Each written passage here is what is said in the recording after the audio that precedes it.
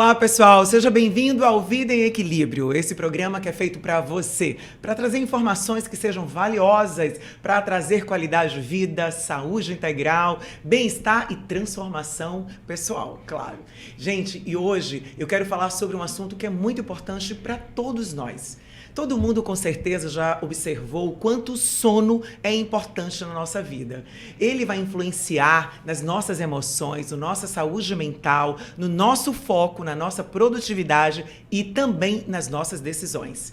Pois é, um sono perfeito, profundo, ele é fundamental para a nossa saúde mental. Ela está alinhada com isso.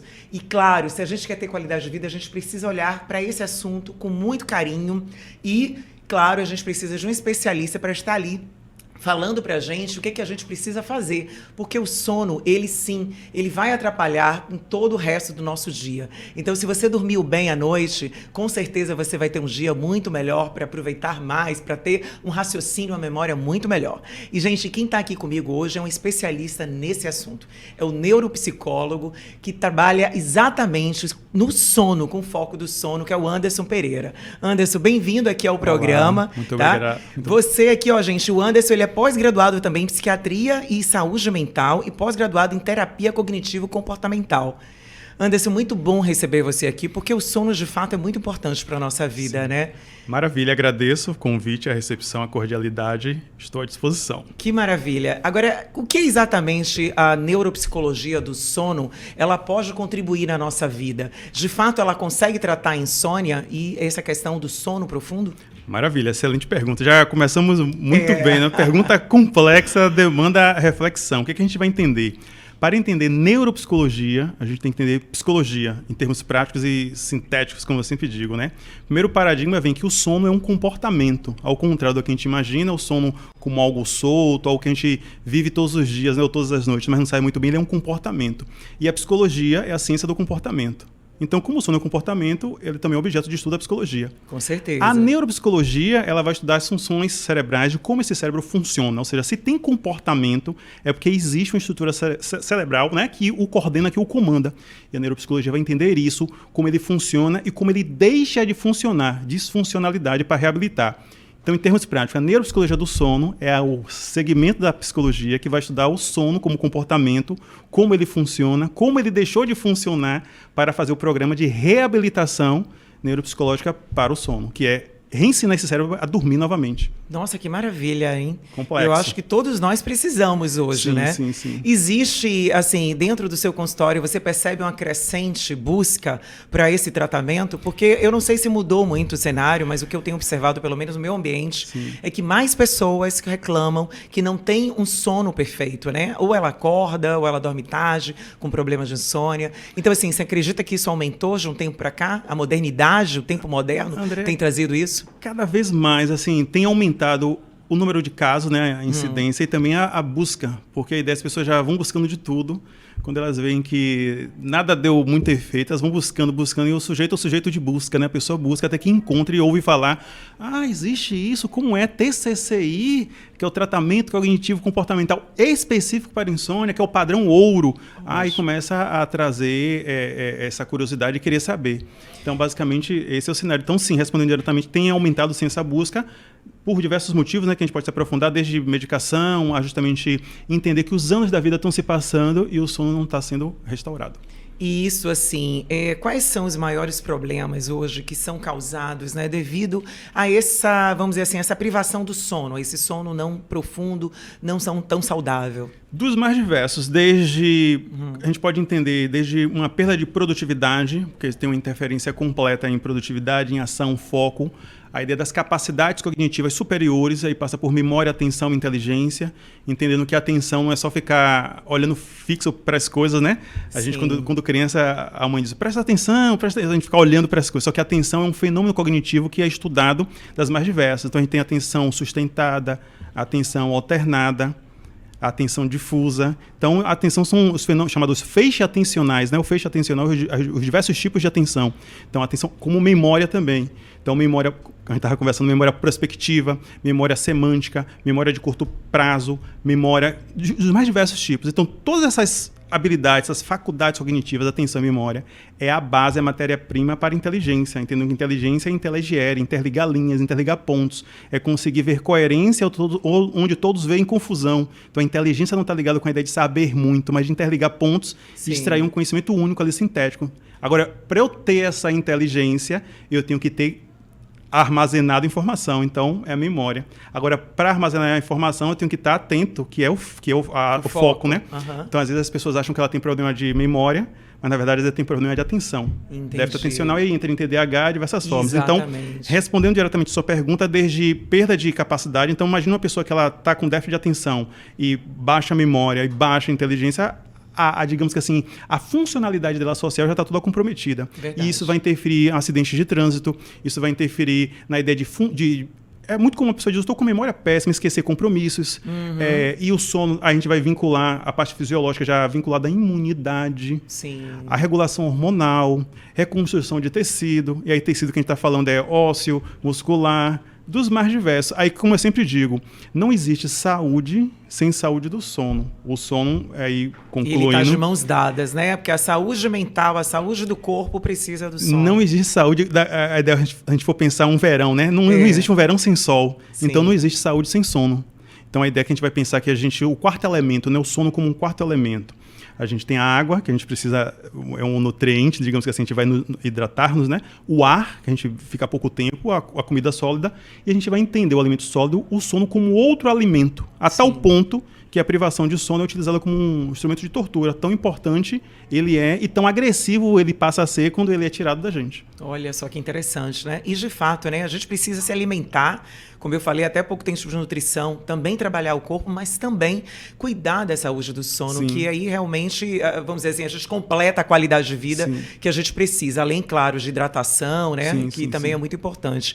Agora, assim, qual é o estado, vamos dizer assim, quando é profundo, né? Vamos falar de qualidade e quantidade, né?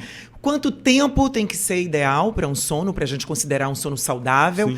E a profundidade disso. Porque existem aqueles sonos que são leves, né? Sim. As pessoas que dormem, mas qualquer coisa acorda. Então, existe assim, uma qualidade, uma profundidade para a gente poder ter uma noção do que é realmente saudável? Eu faço bem um paralelo com a questão da nutrição, né? Aí tem uma máxima na nutrição que diz assim, comer muito não é comer bem. Exatamente. Então, assim, nem qualquer coisa. Exatamente. Né? Então, assim, quantidade de horas não significa sono de qualidade. Sim. Aí, dentro desse cenário, André, a gente tem três grandes, digamos, categorias, que é o pequeno dormidor.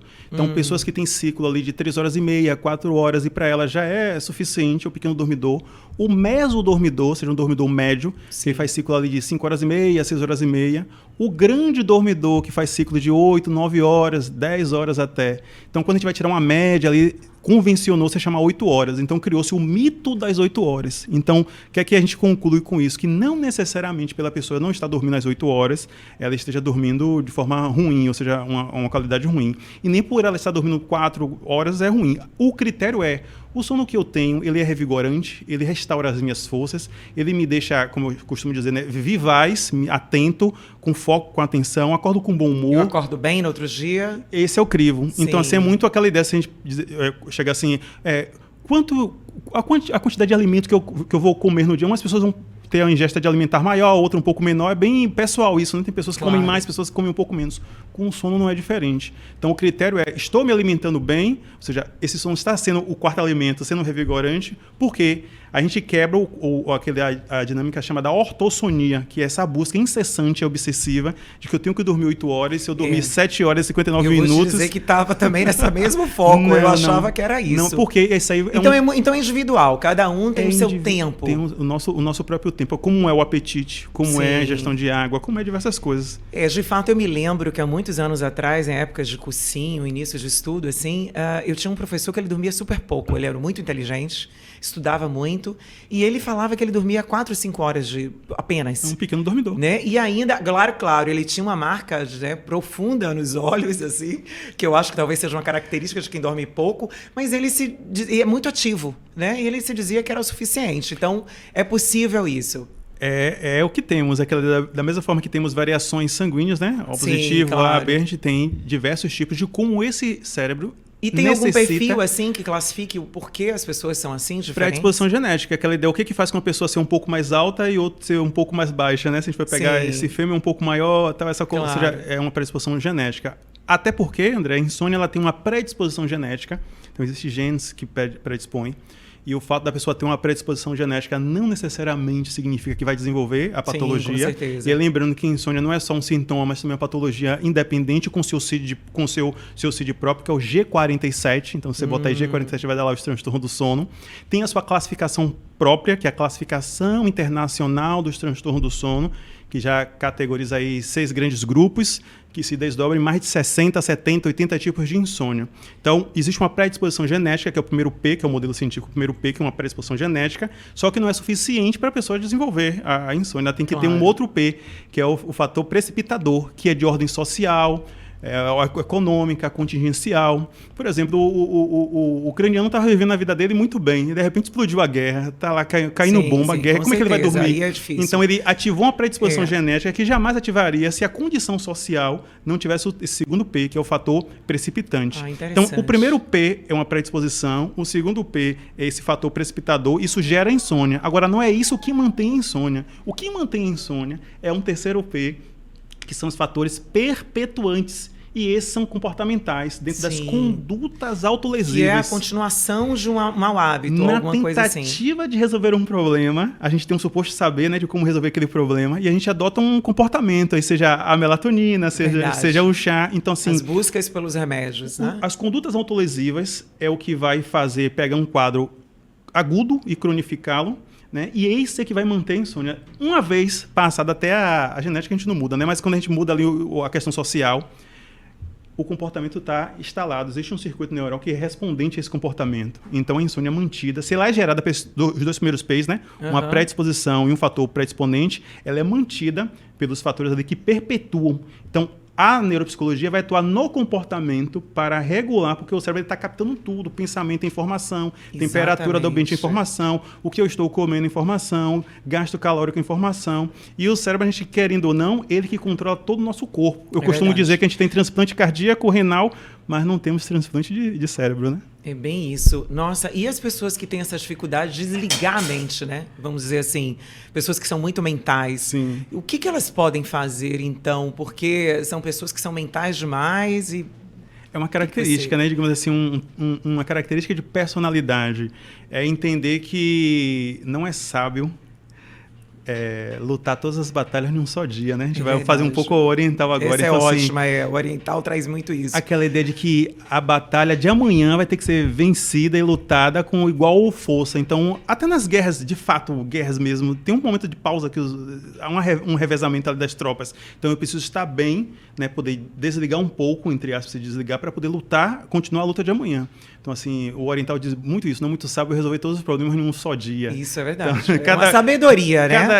Cada dia na sua agonia, até diz o ditado. Então, concluindo a ideia, porque senão eu acabo gerando o chamado pensamentos ansiogênicos. Sim. Ou seja, na verdade, é uma projeção de futuro o tempo inteiro, né? Uma ansiedade. O tempo inteiro. Então, isso ativa a córtex pré-frontal, que é essa área, a parte cerebral, que a gente vai projetar, vai usar intelecto, vai usar... E essa área pré-frontal, ela é antagonista, que a gente mude a sequência para entrar em hipnagogia, que é sair do estado de vigília para o sono. Sim, então, a gente tem que desativar a frontal e...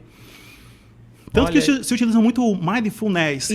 Que é muito bom, né? Justamente para você entrar em estado de relaxamento profundo. Por hoje eu já venci as batalhas de hoje. Planejei fazer 20 coisas, fiz 5, mas é o suficiente para o dia. Amanhã tem mais 15. É interessante isso. Você vê, né? E tem muitas pessoas que realmente, assim, eu vi cada vez mais...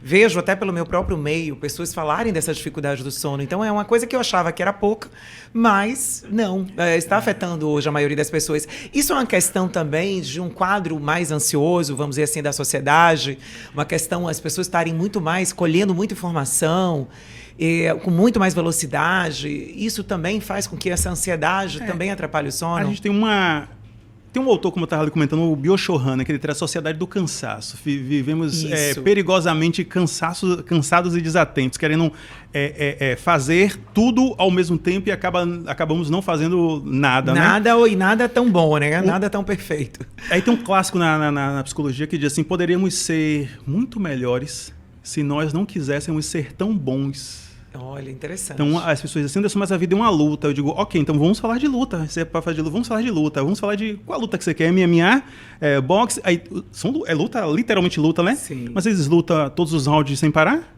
Luta e dá uma pausazinha de 2 minutos, né? Sempre precisa de uma pausa. Luta 3 minutos, para 2. Luta 5, para 2. Não é assim mais ou menos? Com ou certeza. Seja, o que é que a gente entende com isso? Que até mesmo na luta em si é necessário. Na música a gente aprende que pausa também é música, né? Não se faz música sem pausa. Então a gente aprendeu a desrespeitar o nosso próprio ritmo. E aí quando a gente vai falar em ritmo, a gente está falando de ritmo circadiano. Isso, Só que a gente vai trazer o ritmo, tem um ciclo circadiano, que é o, digamos assim... eu quero até que você explique um pouco, porque eu acho que as pessoas aí talvez não tenham muita clareza sobre essa necessidade biológica que o nosso corpo tem, né? De seguir esse círculo, Sim. que é natural, né? Junto com a natureza, com o universo. Você já ouviu aquela expressão, André, que fala assim, fulano de tal, acorda com as galinhas? Sim, sim. Muitos dos nossos avós, né? Falam isso. Bem popular. Que diz assim, que a sabedoria está na ancestralidade, né? Sim. O que acontece ali que sem ter relógio despertador, as pessoas despertam, sem né? ter o emprego ali, o galo acorda e algumas pessoas já começam a bocejar na noite, né? Tem algo aí, então, né? O que movimenta acontece? Isso. Quando ao nascer do sol já se muda ali a radiação, o feixe de radiação que é captado pela a retina das aves, e ele já sinalizou que vai amanhecer. Então, ao nascer do sol, há uma inibição da melatonina, nossa famosa secreção de cortisol, que é o acordar, e aí o galo canta. Quando a gente começa dali por volta das 5, 5 e meia, quem tem papagaio, pássaro, o que é que acontece? Eles começam a ir pro poleiro, que se chama, né, na galinha, e aí começa a dormir. Quem que avisou que as aves que já está na hora de dormir? Ao cair do sol, elas necessariamente já se recolhem. Então, é um exemplo que eu digo na natureza, que já estão sincronizados ao ciclo circadiano, que é justamente esse ciclo de 24 horas, do nascer do sol ao pôr do sol. Então, na medida que a civilização foi, com o advento da luz elétrica, e aí aquela pergunta anterior que você fez, foi, digamos que, bagunçando e misturando Exatamente. esse nosso registro biológico e a assincronia entre relógio biológico e relógio social. Então, socialmente é 10 da noite, ou seja, já tá se preparando para dormir. Só que biologicamente, por essa série de estímulos, pode estar marcando 2 da tarde. Então é 2 da tarde biologicamente. Então, a pessoa dá 3 da manhã e ainda não dormir, porque biologicamente é 4 da tarde. Então, quando começa o seu corpo, na verdade, começa a entrar nesse ritmo, mas você, com seu comportamento e mente, porque essas pistas ainda ambientais tá chegou e confundiu aqueles relógios. Aí quando dá 3h30 da manhã que começa a vir o sono, já está na hora de acordar. E aí quando dá 10 da manhã que eu começo a ter sono, eu passo o dia todo me arrastando, tomando café para ficar em alerta. Depois que eu almoço, aí que vem o sono. E todas as noites é isso. O que é que a gente entende? Essa pessoa, ela se desincronizou do ciclo circadiano. É muito falar do ciclo circadiano, mas pouco falar do ciclo ultradiano. Que são ciclos que são abaixo de 24 horas. Sim. Então, assim, nosso corpo tem diversos ciclos. Respiração é ultradiano, a gente respira e inspira. Tem um ciclo infradiano, ou seja, aquele que é maior que 24 horas. Então, a gente vai pegar ali qualquer ciclo que tiver regeneração de pele, interferir um pouco, então vai levar mais de 24 horas para regenerar a pele, né? Então, ciclo infradiano. Ciclo menstrual, né? Feminino. Sim. Infradiano. Então, a gente tem infradiano, circadiano, ultradiano. Às vezes a pessoa está fazendo um ciclo do sono ultradiano já, ou seja, ela está ali fazendo um ciclo pequeno ali de 12 horas, de 20 horas. Por isso que o relógio biológico dela nunca coincide com o social. Ela está sempre...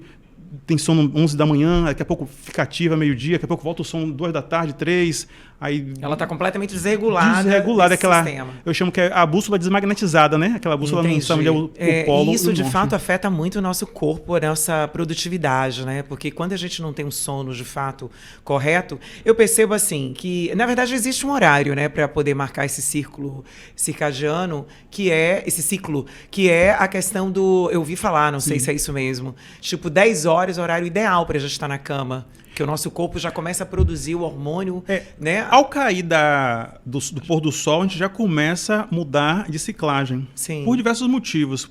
Por exemplo, estamos aqui, o nosso organismo já captou mudança de temperatura. Então ele sinaliza, é frio, então se é frio... Ele começa já a fazer o trabalho, né, do corpo para se aquecer. É por isso que pessoas que vivem em um ambiente muito gelado e com muita luz branca desregulam o circadiano, porque se é frio, então não é dia, então é noite. Ou seja, a gente começa a deixar o organismo confuso. A temperatura também influencia. Influencia. Aí vem aquela ideia do estrogênio, né, feminino, que a gente vai falar mais à frente, porque a questão da menopausa interfere no sono. Claro.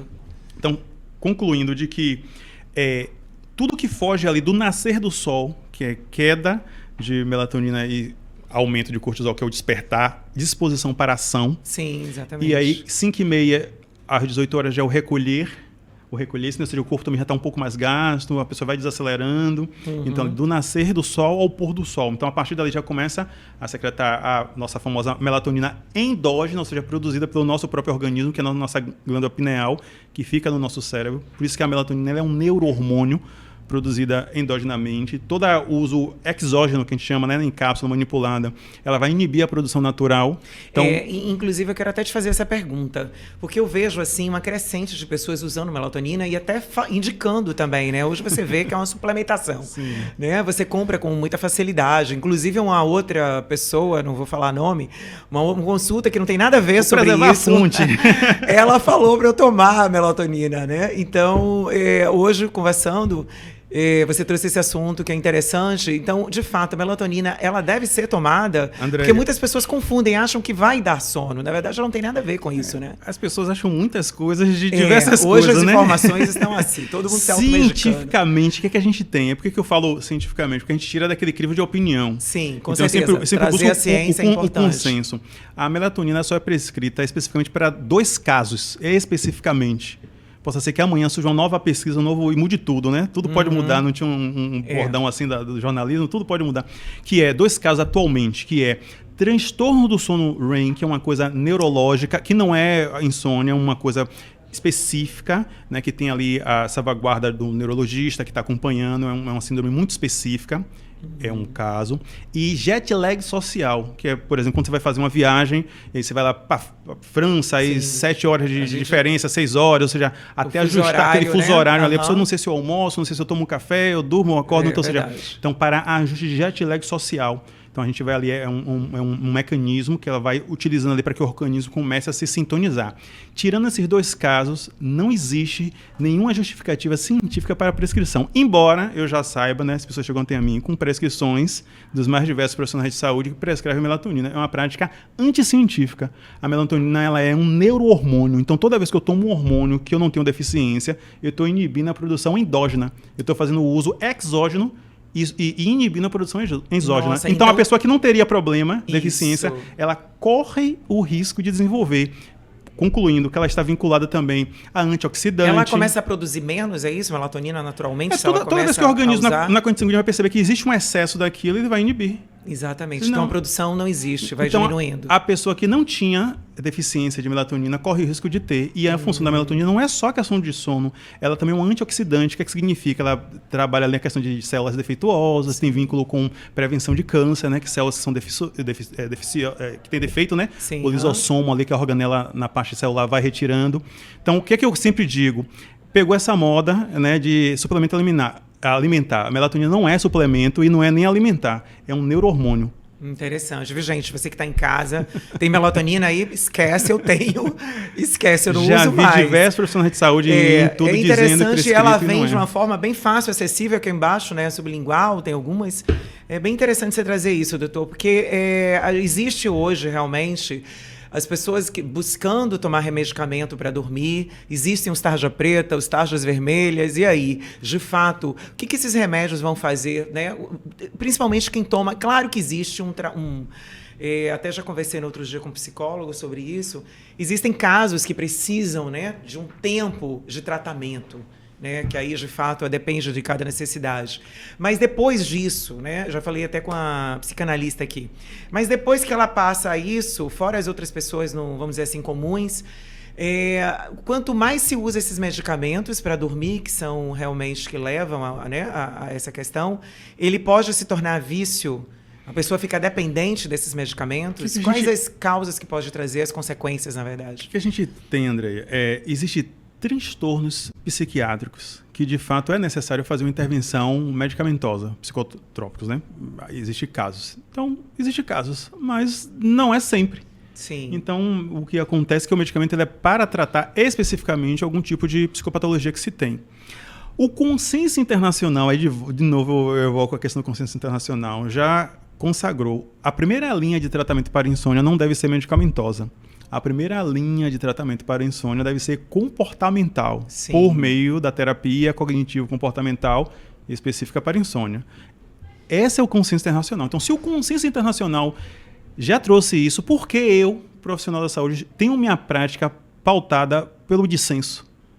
Por falta de conhecimento profundamente científico. Mas também não tem desespero das pessoas, não? Porque, de fato, Tem não o desespero das é pessoas, complicado. mas aquela ideia é... Eu quero aquilo que resolve ou eu quero uma autoilusão? Isso é Aquela verdade. ideia, aumenta o pavio e o tamanho da bomba. Algo que vai me ajudar ali por um tempo, né? Não, aí pequeno. que a gente tem? Por isso que a gente tem, em termos dados oficiais, né, 73 milhões de brasileiros que sofrem com insônia. Exatamente. E grande parte desses dependentes de medicamento. A dependência química de medicamento, né, dos mais diversos, não difere em nada de dependência química de drogas ilícitas. Então, a pergunta que a pessoa tem que responder é outra. Eu quero o tratamento certo ou eu quero virar um dependente químico de tarja preta? Eu quero virar o melhor cliente da farmácia ou eu quero minha vida saudável? É no N3, que é a fase mais profunda do sono saudável, porque o medicamento ele não gera o sono saudável, existe uma sedação. Ele então, já te leva para um sono mais não é profundo. sono, é sedação. Sedação, entendi. Então você está sedado. Então o corpo ele não faz o processo natural. É por isso que as pessoas dizem, eu tomo um remédio e parece que eu não dormi. E não, parece que não dormi. O relato das pessoas é assim, eu continuo cansado porque não dormiu. É verdade. Não fez o ciclo, aquela da arquitetura do sono. Existe até uma palavra bonita, né, mas é o termo científico, a arquitetura do sono, ou seja, de como estamos aqui em vigília, quais são os processos fisiológicos, né, neurofisiológicos, a gente vai entrar em hipnagogia, mudou a frequência de vigília para sono. N1 é uma frequência, N2 outra frequência, outra camada do sono, N3 é a camada mais profunda. Sono REM. Isso, que eu ia te perguntar agora. Rapid Eye Movement. Esse ciclo leva 90 minutos em média, 1h30. Terminou, voltou de novo, N1, N2, N3, REM, N1. Então, essa ciclagem, 3, 4 Esse aí, vamos ciclos, dizer assim, que seria o que é saudável, né? O que seria o correto. Inspirou, respirou, então o ar da respiração vem mais carregado de gás carbônico, da inspiração com mais... É o natural. Então, quando eu faço uma sedação, eu não estou criando a arquitetura do sono adequado. No sono N3, diversas movimentos, né, cerebrais acontecem, inclusive a retirada da beta-amiloide, que é conhecida como a proteína do Alzheimer. Uhum. Então tem o nosso sistema linfático, né, linfático no corpo, que retira nossas toxinas, e o cérebro é algo tão precioso e assim, tão sofisticado que ele tem um próprio sistema dele, que é o chamado sistema linfático. Ele vai fazer toda a parte de higiene, né? Ou seja, tudo que a gente está fazendo aqui, movimento, sim, andar, tudo é cerebral.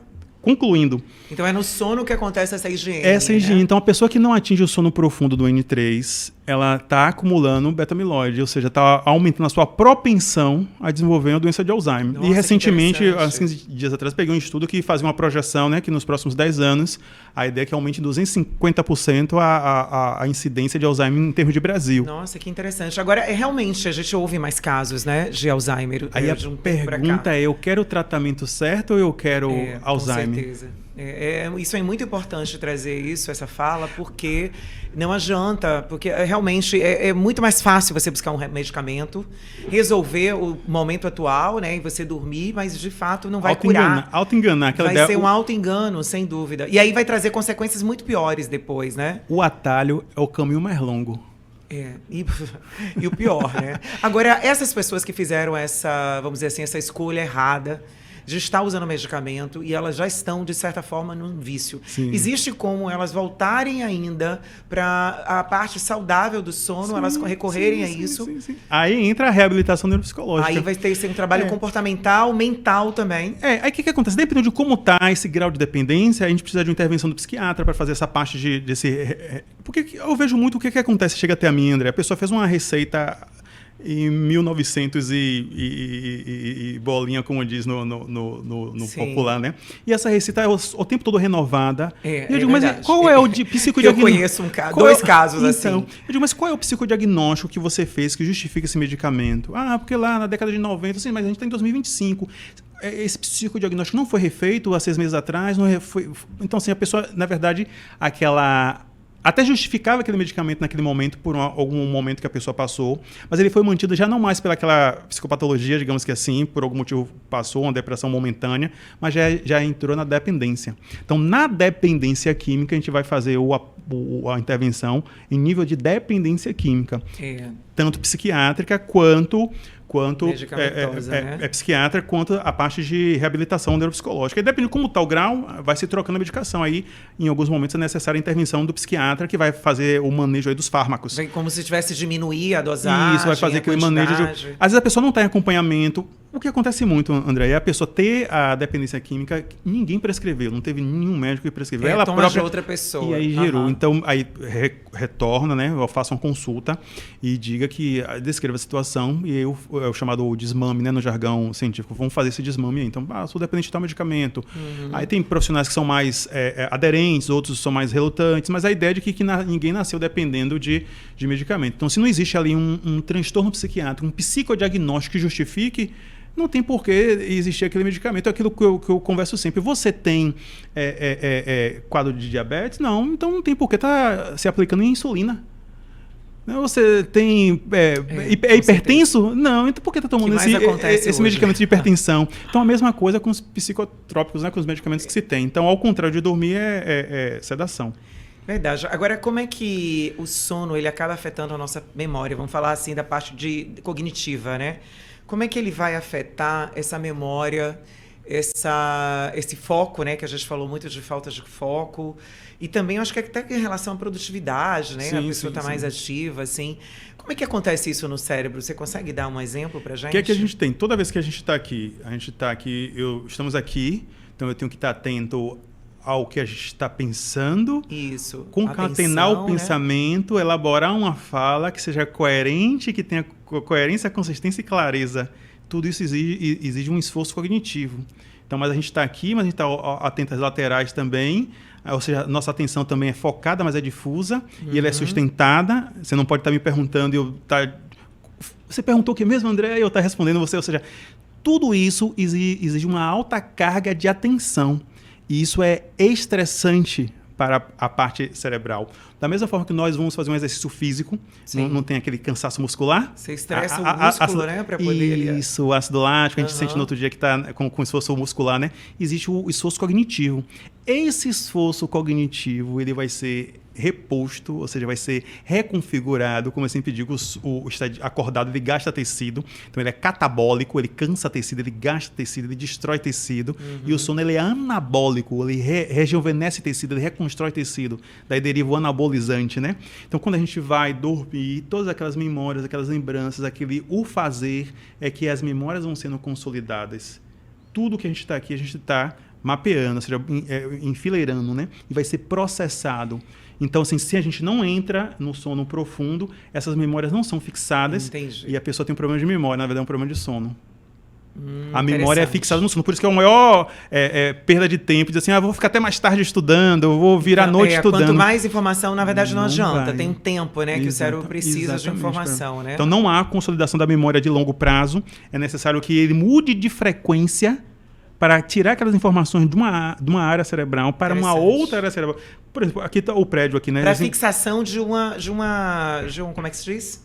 De um aprendizado. De um aprendizado. Sim. Não tem aquela ideia, em alguns momentos deve ter que a manutenção do elevador, né? Interdito o elevador, ou seja, para o elevador funcionar bem, em alguns momentos ele vai ter que parar. É o equivalente ao sono. Entendi. Então, ou seja, eu preciso desligar para poder consertar, usa o outro e daqui a pouco usa aqui. Então, eu preciso desligar um pouco para pegar essa informação, passar para outra área cerebral. E agora você não tem mais uma memória volátil, você tem uma memória consolidada. Então, as pessoas dizem, poxa, você tem uma boa memória, é porque você tem que dormir. Você está lembrando das coisas. Porque tem então, que as pessoas que dormem bem, normalmente têm uma boa memória. Sim, é um pré-requisito. Não só memória, é uma memória, atenção, foco, vigor cognitivo, que eu chamo. Exatamente, vigor cognitivo. Gosto muito dessa palavra. Vigor cognitivo, a pessoa atenta, isso, aquela pessoa que pega as coisas no ar, entendeu? Porque assim, a deficiência do sono, André, é aquele carro com o freio de mão puxado. Você acelera e o carro... Verdade. O que e tá você está forçando, né? Isso, aí quando você solta, ele dá aquele solavanco. Então, um pouco disso. E essa suplementação hoje que existe hoje para foco, né? Super atenção, acordar. Porque existem os medicamentos para dormir, para desligar, mas também tem aqueles para acordar. Super foco, né? E aí? Hiperfoco. Sabemos que temos muitos. Tem até aquele E filme... ele também, de certa forma, vai afetar o sono, ou não? Sim. Porque essa que parte acontece? cerebral que tem que descansar, tudo isso que você acabou de explicar. André, eu sou de uma linha que eu digo muito assim, ó, não mexa com a química cerebral. Olha. Porque nós não sabemos quais são nossas predisposições genéticas. Interessante. Não mexa com a química cerebral. Existe transplante cardíaco, transplante renal, mas não tem transplante de cérebro. Então, preserve isso. Não mexa com a química cerebral, porque você não sabe quais são as interações que pode ter de diversas outras coisas, quais são suas predisposições genéticas herdadas pai, mãe, avó, bisavó, que com qualquer ativação dessa pode ser um ponto gatilho de ser um ativador. A gente tem a genética, mas a gente tem a epigenética, né? Como eu me aproprio dessa genética e o comportamento que eu tenho. Então a gente não sabe quais são os genes que estão sendo ativados. Então assim, aquela ideia, eu sempre falei, no atalho é o caminho mais curto, não utilize nada. No pain, no gain, não tem a questão lá do pessoal de academia, então assim, sem esforço não tem um ganho. Então assim, o esforço cognitivo para eu poder assimilar uma informação, ela é a condição básica para justamente fazer o caminho neural, para esse cérebro dar um ganho, um quanto de ganho cognitivo. Então qualquer subterfúgio não é o ideal, porque você está se valendo aquela ideia para correr, né? Vai botar as bolas nos pés. Não é, ou seja, quando tirar aquilo ali, uma muleta, né? Você não desenvolveu de fato a articulação cognitiva para ter aquela performance. É necessário aquela ideia do pessoal que usa muito anabolizante em alguns momentos, né? Sim. Ganha aquela massa muscular, mas aquilo tem um custo, né? Tem um custo que eu digo, um custo físico. Então, aquela ideia. Acaba sendo afetado. E aí tem até no meio do pessoal maromba que se chama, não, eu sou todo natural e tal. Então, tem a memória muscular, né? Então, ou seja, aqueles anos que se passaram ali malhando gerou uma memória muscular. Então, quando a pessoa retoma os exercícios, não tem uma questão de memória muscular. Reage, exatamente. É diferente daquela pessoa muito mais rápido, mais fácil do que uma outra pessoa que nunca treinou. Assim também é com a ideia cerebral, com as informações. Agora, uma pessoa que, vamos supor, um estudante, né? Ele está numa fase, no período ali de um concurso, algo assim, que a gente sabe que é uma fase bem complicada, ele está estudando muito, aí ele quer ter mais atenção, ele quer ativar mais o cérebro dele, o foco. Ele pode, nem nesse momento assim, ele pode usar esses tipos de recursos? Prática, e a prática leva à perfeição. Não entendi, vamos fazer mais uma vez, vamos fazer de novo, vamos estudar. Seja, é melhor não começar, mesmo nessa situação que precisa de mais foco. Porque aquela ideia... Pode deixar até a pessoa mais ansiosa, talvez, né? Criar um outro quadro. Você gerou um condicionamento, aquela ideia. Existe uma outra dinâmica que eu preciso inserir algo no meu organismo para performar. Então, a pílula para dormir, a pílula para acordar, a pílula para acalmar, a pílula, ou seja, é o mundo das pílulas. É verdade. Então, aquela ideia, não, eu já sou dotado de todas as capacidades das quais eu preciso. Então, eu preciso fazer o que precisa ser feito. Então, as pessoas querem subterfúgio, querem a pílula mágica, a poção mágica. E pílula mágica só existe no desenho. E olha que muita gente quer, viu? mas justamente isso. Então, assim, qual é a dinâmica? Eu preciso que esse cérebro performe, né? Até porque ele vai ter um ponto de exaustão ali. E aí, quando você busca... É muito comum. Eu vejo algumas pessoas dizendo, poxa, eu estudei tudo, Anderson, diversos concursos. E dá um branco na hora. E aí? E aí, perdeu 2, 3 anos. Quando é que vai ter outro concurso desse? Concursos magistratura? Acontece. Por isso que eu tô falando, assim, existem algumas pessoas que acabam buscando esses recursos. Tem pessoas que eu faço acompanhamento, magistratura, cargos que exigem uma alta carga. E aí, agora, como é que vai fazer? E quando é que vai ter outro agora? Daqui a 5 anos. Era melhor você ter criado a estrutura. A base, André, a base determina a altura do prédio. Aquela história. Aquela metáfora. Não adianta, tem que ter uma fundação que aguente o tamanho, né, do prédio. A metáfora dos 3 porquinhos não era desapropriada, né? Ou seja, tem qual o porquinho que a gente quer ser, né? O de palha, de madeira ou de solidificar. Então, em termos cognitivos, o esforço cognitivo é a condição básica para que aquela memória, aquela informação, ela seja perene, ela fixe. Ótimo. Então, qualquer artifício outro, né? Agora, assim. Será que eu tenho, de fato, um TDAH? Isso. Será que eu tenho um déficit de atenção? Então, vai ser feito os exames necessários para se diagnosticar aquilo e fazer a terapêutica. Aí é um outro cenário. Claro. Agora, outra coisa é a pessoa não querer, de fato, empregar esforço cognitivo naquilo, né, e querer se valer de subterfúgio. Tinha muito aí a moda do Vivance, né?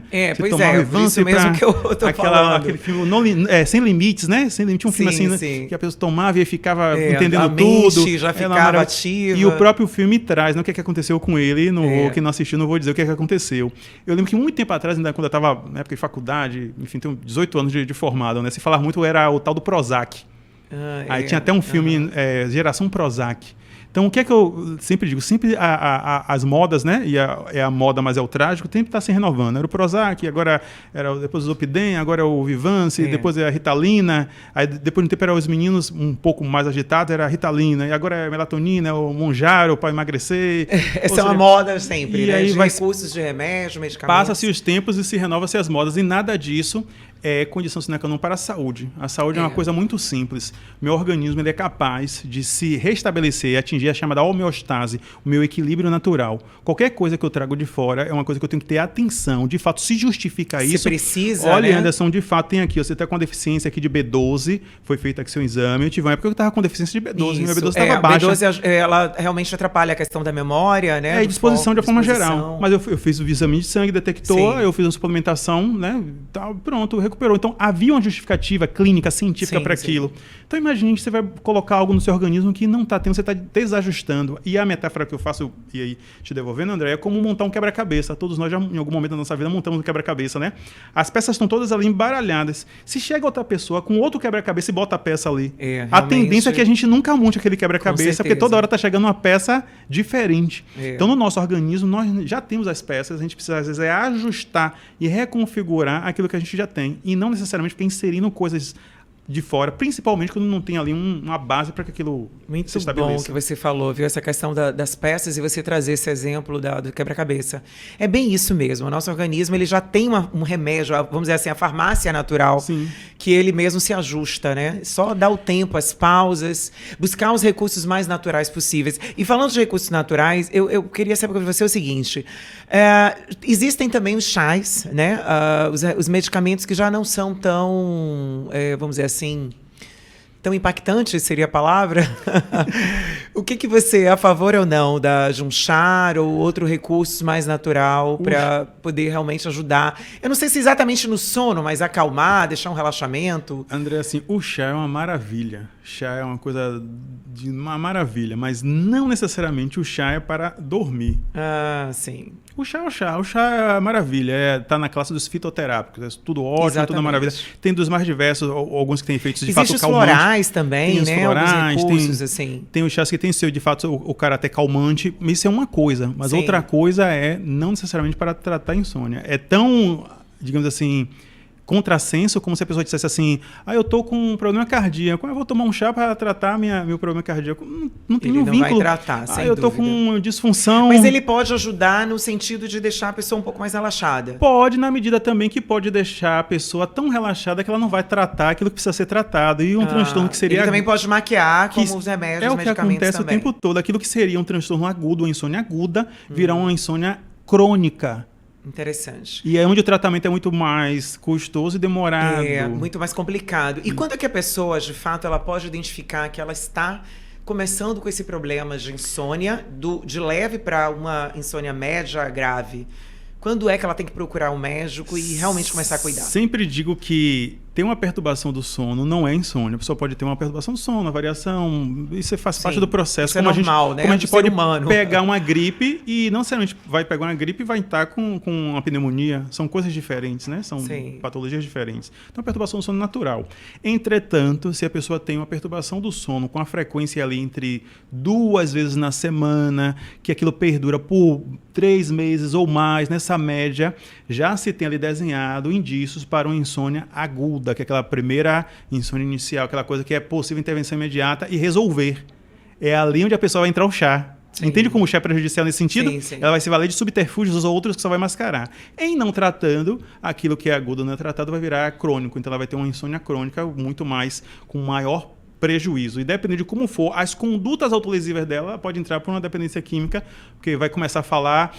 quando eu estou com os pacientes, tem diversas condutas autolesivas, já listei mais de 50. Sim. E uma delas é não converse com o leigo sobre o seu problema de insônia. Porque coisa boa não vai sair daí. É verdade. Né? Sempre alguém vai indicar alguma coisa. Eu tenho um negócio aqui, pega aqui o WhatsApp dela, minha tia trabalha na farmácia, ou seja, vai sair coisas ali, ou seja, busque, não fale porque dali não vai sair, então não busque. Então é justamente nessa ideia de não dar a devida importância, né? Tanto que a gente tem as doenças assintomáticas, né? A pessoa não está sentindo nada, mas está com um estado grave ali. Certeza. E a insônia, ela é sintomática, ela diz, não estou dormindo, ela está deixando claro que alguma coisa está fora da ordem no nosso organismo, né? Então a pessoa não leva a sério, vai se valer dos chás, como eu falei, o chá é uma maravilha, mas não para tratar a insônia, porque o grande risco aí é que se maqueie aquilo. Então, respondendo diretamente a sua pergunta, uma perturbação do sono que dura uma frequência entre 3 vezes por semana, que perdure por 2 ou 3 meses, já tem indício ali, e a gente vai fazer um exame chamado IGI, que é o Índice de Gravidade de Insônia. Então, se tem insônia, tem que ser medida, metrificada, né? Aquilo que não pode ser medido, não pode ser gerenciado. Então, a gente tem ferramentas, instrumentos para poder fazer o diagnóstico e tratar em nível neuropsicológico. Claro. Existem pessoas que têm dificuldade de dormir de imediato, né? Não dormem logo. Mas tem pessoas que até dormem, mas acordam de madrugada, né? E aí, ela se classifica como insônia? Ela pode também entrar nesse quadro agudo?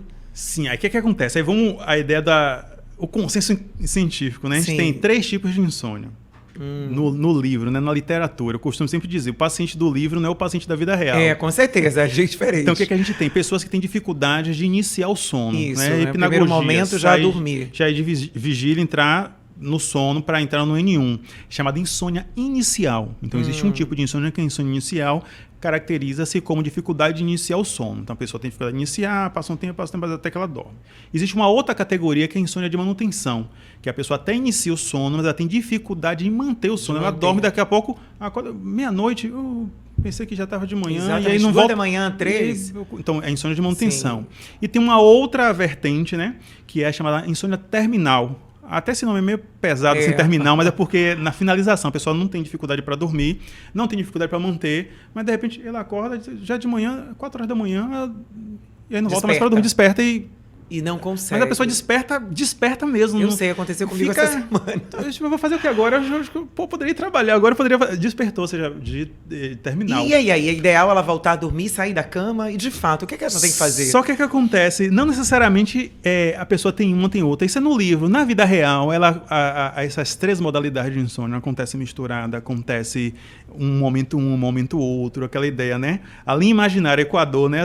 A professora de geografia diz assim, que aqui tem a linha do Equador. Cadê a linha? Não, a linha imaginária. Então, ou seja, essa fronteira onde termina a inicial, a de manutenção e a terminal não é fixa na vida real. Em alguns momentos tem. Então, a pessoa acordou. Então, peraí, rapidinho. As pessoas podem ter cada uma ou todas misturadas? Todas juntas, exatamente. Cada dia uma diferente. Exatamente. Na literatura diz que... não é exatamente separada, né? Ela pode acontecer... Para fins didáticos, né? A gente separa... Mas nesse caso das pessoas que estão dormindo e acordam, sejam elas de madrugada, seja despertou, o que elas devem fazer? Permanece na cama? Qual é a fórmula? O by the book, né? O que está no manual diz que ao acordar, evite ficar... Assim, pegar o celular. Isso que é o que geralmente as pessoas tendem a fazer, não ligar a televisão, né? Ou seja, saia do ambiente para evitar um pareamento de estímulos. O que é isso? Sair do ambiente da cama? Aí tem alguns porém nisso aí, né? O by the book, né? Diz que é saia do ambiente para evitar um pareamento de estímulo. O que é o pareamento de estímulo? É associar minha cama, meu quarto, com a angústia de não dormir. Então o cérebro capta, né? Faz a captação daquele estímulo ali e pode associar. O que é que a realidade nos mostra? Que às vezes a pessoa acorda ali, ela deu aquele primeiro susto assim, e ela fica ali, e aí passa ali uns 10, 15 minutos, e ela embarca de novo. É uma possibilidade. E outra é a pessoa não acordar, mesmo ela passou ali 10, 20 minutos, viu que não vai realmente mudar a ciclagem, ela sai, vai fazer outra coisa, e isso pode ser... Aconteceu uma vez, ok. 2 vezes, 3 vezes. Olha o que a Candace falou, frequência de 3 vezes na semana, com 3 meses. Então eu já estou talvez na indústria, na insônia aguda. Então aquela ideia, pessoal, isso aconteceu. Pode acontecer uma vez, pode não acontecer, pode ser... Tem que observar a frequência nisso, frequência e intensidade. Entendi, intensidade, interessante. De fato, assim, acontece muito também, eu vejo com a queixa das mulheres na menopausa, né? Isso já é natural pelo organismo, pelos hormônios... exatamente por que acontece isso. Você tem uma explicação um pouco mais clara para as pessoas? Aí é um universo. Só esse tema aí daria uma só entrevista inteira. Vou trazer ainda o podcast só de menopausa também. O que a gente tem, André? Assim, é enorme a literatura sobre isso. Mas mais resumida para as pessoas poderem entender. Porque eu vejo, assim, algumas pessoas que eu conheço reclamando disso. Sim. Inclusive, acorda sempre no mesmo horário, né? Meu público-alvo, né? As mulheres. Falar nisso, aproveitando uma pergunta, quem é que mais busca, assim? Quem mais tem dificuldade do sono? Os homens ou as mulheres? Justamente assim, ambos por motivos diferentes. Os homens achei que era o público feminino. Tem um público feminino por essa questão da menopausa que a gente vai entrar agora. Sim. E os homens por outros motivos. A questão de estresse, a questão de pico de cortisol. Sim, que dá justamente na parte da madrugada. De trabalho. E tem um exame clínico que detecta isso. Se está tendo um pico de cortisol ali na parte da madrugada. Ele indica que é mais para esse lado. A pessoa está dando um pico de cortisol na madrugada e é inibidor de melatonina. Tem exames para isso. Exames clínicos para isso. Inclusive, aí eu encaminho, né, para que a pessoa vá no laboratório automédico clínico para sair com a guia de fazer. Então, uma série de exames que se faz para poder detectar. Conclusão. Na menopausa, a gente tem a ideia das variações hormonais, né? E aí, a dupla dinâmica, né, que é o estrogênio com progesterona. Então, assim, a gente tem essa dupla aí. Ou seja, tem a queda... A queda, a diminuição. A gente vai pensar em termos de um estrogênio, ele está muito vinculado com a ideia da temperatura do corpo. Então, quando a gente vai pensar na temperatura do corpo, variação desregular a temperatura do corpo, o corpo diz, não, se está quente é porque tem sol, se tem sol é porque é dia, se é dia não dorme. Então daí vem os calorões, vem aquela ideia do calor.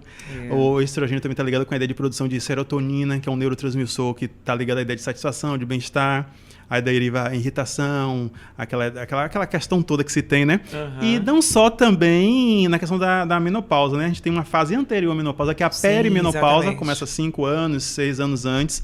E independente de já começa a afetar o sono também. Já começa a ter variações, então você já começa a perceber. E antes mesmo da perimenopausa e da menopausa, até o ciclo menstrual mesmo feminino, é muito comum as pessoas dizem, quando eu estou no meu ciclo menstrual, fico muito irritada, eu não consigo dormir direito, ou seja, porque tem essas variações. Então, respondendo diretamente à variação de estrogênio e progesterona. A progesterona está muito ligado à ideia de satisfação, à ideia de ação, de disposição física. Então, quando a gente tem uma baixa desses hormônios, há interferência direta no ciclo circadiano. Aí o que acontece, né? Aí com o médico endócrino que vai dar a tratativa adequada nesses casos. Mas o que se faz? A pessoa vai adotar uma série de comportamentos autolesivos, os chás e companhia limitada. Inclusive, a minha pergunta exatamente agora é essa. Quais são os comportamentos que as pessoas devem ter? Então, o que fazer para trabalhar isso de uma forma que dê para as pessoas que estão em casa começarem a iniciar, vamos dizer assim, né? Iniciar esse processo de cuidado do sono, da saúde do sono. Deficiências hormonais com médico endócrino, né? Certo. Primeira coisa é buscar o médico. Avaliação clínica geral. Alguns comportamentos. Vamos falar de comportamento que elas possam já mudar a partir de hoje. Mas é um comportamento. Ir buscar um especialista endócrino é um comportamento. De entender que eu vou buscar. Claro. Deficiências nutricionais que podem gerar insônia. Também Deficiências psiquiátricas podem gerar insônia. Das mais diversas formas. Mas se ele for buscar todos esses especialistas e não for alterar o comportamento, exatamente. Que é não conversar sobre o seu problema de insônia com leigos, né? Com pessoas leigas. Começar. Exatamente. Variação, ingesta de alimento o tempo todo. Sim. Tem algum tipo de alimento, como café, chocolate, tudo isso ativa. No nosso intestino, a gente tem o chamado sistema nervoso entérico. E ele é responsável pelo nosso ciclo circadiano também. Sim. Se tem alimento nas alças intestinais, é porque é dia. Exatamente. Tem os movimentos peristálticos. Proteína, né? Motilidade. Que é mais difícil de processar. Tem a ideia da motilidade, né? Tem a ideia dos movimentos peristálticos. Então, gasta muita energia, movimento, libera cortisol. Então, a gente está liberando um hormônio que é antagonista ao nosso sono. Então, o sistema nervoso entérico é um sistema nervoso do nosso intestino ligado com o nervo vago. Você estava aqui conversando naquele dia. Ou seja, tem toda essa ligação. Então, a frequência alimentar interfere sim. E dentro da nutrição, existe uma área da nutrição chamada crononutrição, que é o nutricionista especialista no horário da alimentação e suas repercussões na sua saúde, entre elas o sono, porque existe o nutricionista do sono também. Então, frequência alimentar, exposição à luz artificial, pessoas que estão o tempo todo em ar-condicionado com luz branca, escritório. Né? Tipicamente um ambiente de escritório, é um ambiente que já está dizendo que vai desregular, porque a gente não sabe, de fato, que temperatura é essa. É temperatura quente, é fria, a gente está o tempo todo dando pistas. Então, a parte biológica natural, ela não responde, né? Porque está ao contrário. Quando a gente está respirando aqui, esse ar que está gelado, o nosso cérebro está captando que temperatura está no ambiente. Então, acho que é uma temperatura da noite. Só quando a gente sai é dia. E essa luz. Sim. Então, frequência alimentar, alta exposição à luz, essa ideia de café, que somos o país do café, né? O café ele é um neuroestimulante, eu acho que o café assim, é uma maravilha, mas para quem tem insônia, café ele tem que ser suspenso especificamente, Com ponto certeza. e acabado, porque ele mimetiza, ele assemelha-se, né, à adenosina, que é uma substância que o nosso cérebro produz, né, nosso organismo produz, que é o que sinaliza o impulso do sono, que é a base para se gerar o sono. Olha. Então, a organela, existe um grupo no nosso cérebro chamado núcleo supraquiasmático, que é um grupo de 50 a 70 mil neurônios. Tem um quiasma, que é o nervo aqui na parte dos nossos olhos, supra acima, que é um grupo muito pequeno, e tem 6 bilhões de neurônios no nosso cérebro. 50 mil é nada especificamente. Ele é o nosso núcleo supraquiasmático, ele é o nosso marca-passo do sono. Ele capta a quantidade de adenosina que tem na corrente sanguínea, e vai marcar quanto de crédito de sono a gente precisa naquele dia. Então, movimentar-se, ele é catabólico, gera adenosina. Dormir, ele é anabólico, vai sinalizar quantas horas eu preciso colocar esse corpo em repouso para reconstruir esse tecido em movimento. Então, a cafeína, ele ocupa os receptores da adenosina. É aquela ideia, tem 14 cadeiras, tem 12 pessoas sentadas, só tem vaga para 2. Então, só que aquelas 2 vagas da adenosina não é suficiente para a pessoa dormir às 8 horas, ou às 6 horas, ou às 5 horas. Daí deriva que a pessoa deita e dorme e acorda, né? E manutenção inicial, que insônia eu tenho, mas eu tomei esse café de manhã. E existem variações genéticas, que a pessoa tem variação em uma proteína que metaboliza essa proteína no fígado, que ela pode levar a meia-vida da cafeína por mais de 10 horas. Sério então, isso? 8 horas da manhã eu tomei o café. Só que a gente não sabe qual é a nossa propensão genética. Então, como eu sempre digo, né? Qual é o raciocínio que a gente tem? Então, um café que ela possa tomar pela manhã, eu, por exemplo, evito o café à noite, a partir da tarde. Sim. Esse café também pode fazer efeito para mim se a pessoa tem insônia, não é para tomar.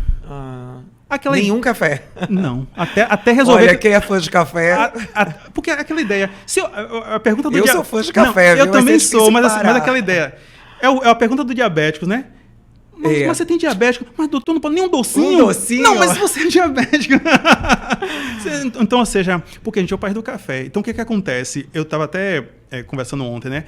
Se a pessoa não tem nenhum problema ortopédico no joelho, somos saudáveis, a pessoa sobe... Tem algum problema subir 10 degraus de escada? Não, mas se a pessoa tem um problema ortopédico no joelho, qualquer degrau vai machucar. Com certeza. Então, para quem tem insônia, o café, eles têm que estar suspenso justamente para poder sinalizar esses receptores da adenosina, fruto da quebra do ATP, né? Adenosina trifosfato vai quebrar, virar um ADP, para sinalizar o impulso do sono. Então, cada movimento que a gente faz, cada ação que a gente faz, vai acreditando.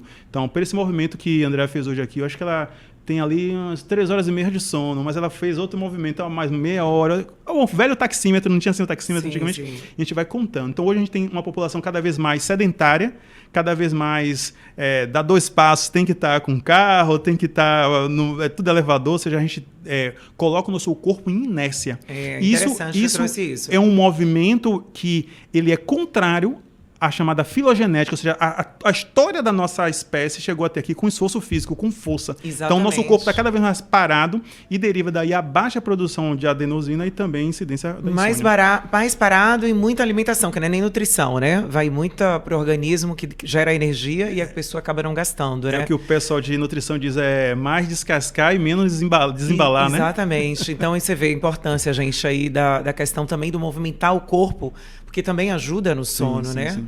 Agora, uma questão que você trouxe, uma dúvida, né, que tem é sobre o café. O café descafeinado, ele pode substituir o café normal, nesse caso, para quem tem esse problema? Para quem tem insônia, café está no Japão e a pessoa está aqui. Porque o café descafeinado não é café sem cafeína. Ah, é? Café descafeinado não é café sem cafeína. Café descafeinado é aquela ideia, um processo industrial que foi feito para retirar o máximo possível de cafeína, mas tem cafeína. Mas ainda existe. Você pega lá o rótulo e tem lá, ou seja, ele passou por antigamente não tinha a moda de dieta, assim, diet é light. Sim. Aí depois fizeram o estudo e falou, não, a mesma coisa, light é diet, vai ter gordura. Interessante. Então o café descafeinado, ele tem cafeína. Então, e o que eu faço? tem tantas outras bebidas, né? Vamos beber outra coisa. Agora, a cafeína não necessariamente está só no café. Às vezes a pessoa... Você falou do chá, né? Existem tem chá preto, por exemplo. Tem cafeína, né? Com certeza.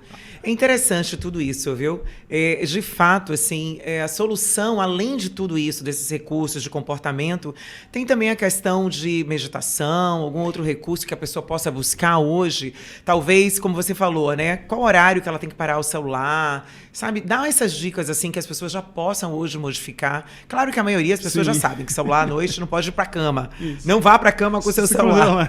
Que é complicado hoje, eu vou te dizer. Eu também fico ali tentando o máximo evitar, né? Fazendo o possível pra não pegar. Mas assim, quais dicas? Tem pessoas, por exemplo, doutor, que dormem com televisão ligada. Sim. Eu tenho pânico disso. Sim. Né? Pra mim não pode ter barulho, uma luz, mas tem pessoas que têm esse vício de dormir com a TV ligada. Sim, e aí?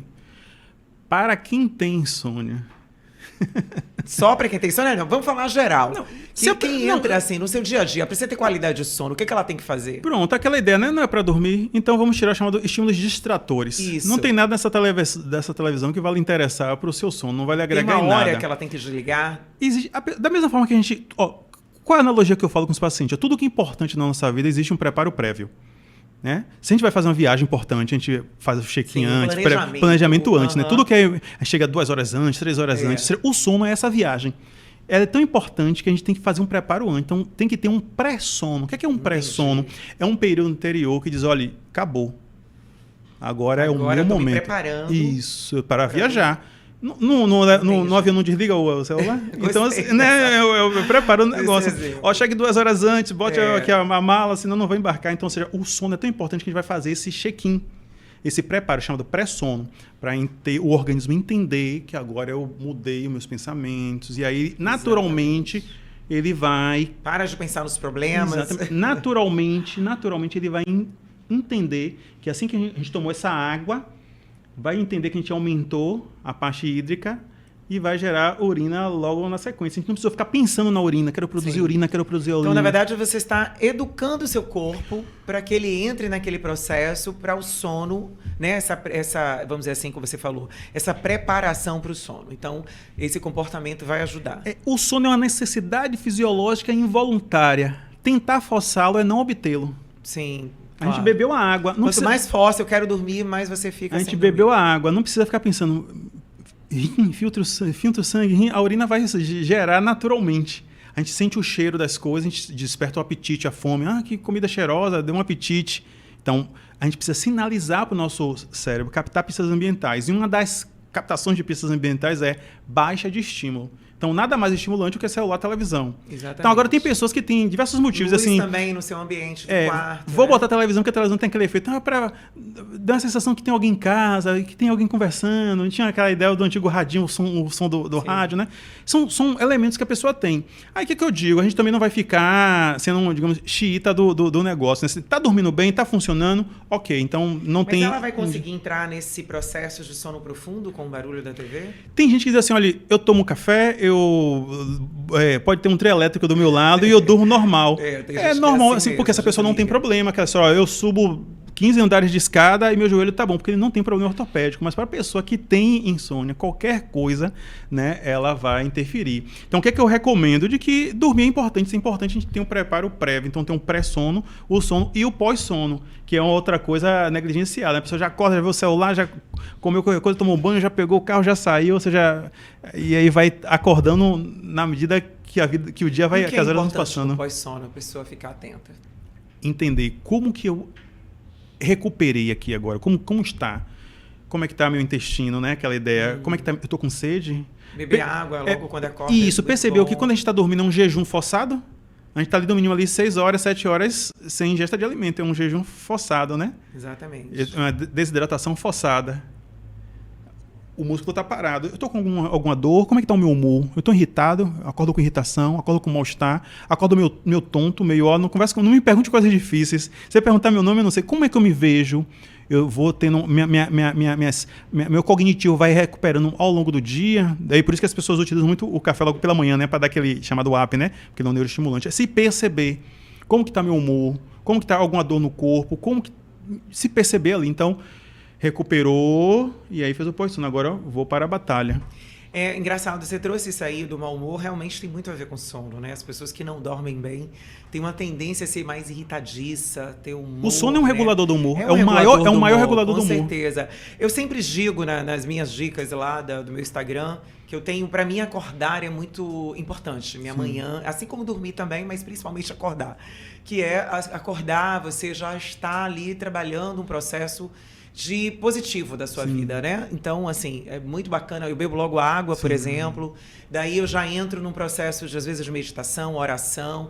Porque eu começo a trabalhar e falar para minha mente que eu estou começando o dia bem, né? Exatamente. Com humor, né? Com mais positivismo, né? Isso é bem interessante. Você acalmando, assim, sua mente, você consegue respirar melhor e ter realmente... se preparar para uma produtividade que você vai pegar ali ao longo do dia, né? Tão importante é a E claro, o café é um café bacana também, né? Tão importante é a decolagem, É. mas também tem a aterrissagem, né? O avião que não aterriza dá problema, né, nesse avião, né? Tem que decolar e tem que aterrissar, né? Então você tem o pré-sono e o pós-sono, você já acorda. Inclusive, a forma como eu acordo é um marcador, sinalizador para o meu sono da próxima noite. Olha, tá ligado? O momento que eu acordo é um dos marcadores iniciais que marca como eu inicio o dia. É com estresse, é sob tensão. Tem aquela ideia, até o pessoal que usa despertador, né? Assim, é tão aversivo para mim o despertador que eu acordo antes do despertador, e aí desperto, ele desliga, e tem uma ideia do soneca ficar repetindo ali, reprisando. Então, assim, independente isso deve ser até pior, né? Você ficar na cama brigando é uma fonte estressora. Acordar para algumas pessoas é sofrido. É verdade. Então você já tem ali estresse.